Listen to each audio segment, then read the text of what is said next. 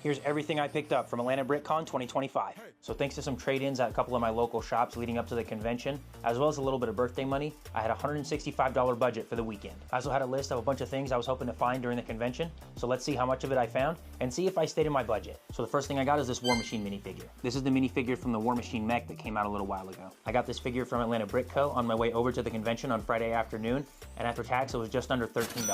Next, I got this Power Functions battery box. The intention with this battery box was to use it to automate the turbofans for my Shield helicarrier. I got this at the yard sale on Friday night and it was 20 bucks. The next thing I got from the yard sale are these Power Functions lights. So these lights right here are used to light up the bridge area of the Shield helicarrier. As you can see, these guys cost $5 a piece, but I actually only paid for one of them.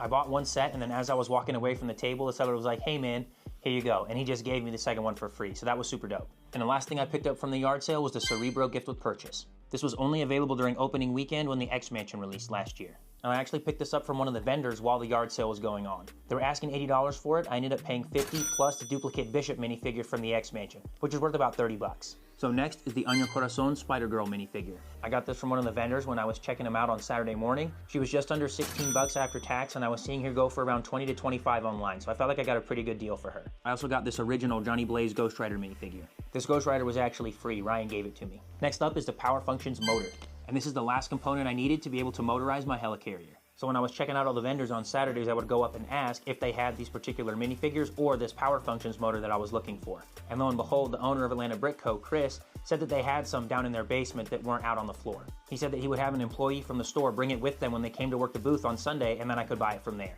So what I ended up doing later in the day on Saturday was selling that duplicate Magneto minifigure from the X-Mansion, so I'd have the $30 I needed to buy the motor on Sunday. And last but not least, we have the Magenta Magneto from the X-Jet. I got this Magneto from one of the vendors on Sunday, and after tax, he was just under $27.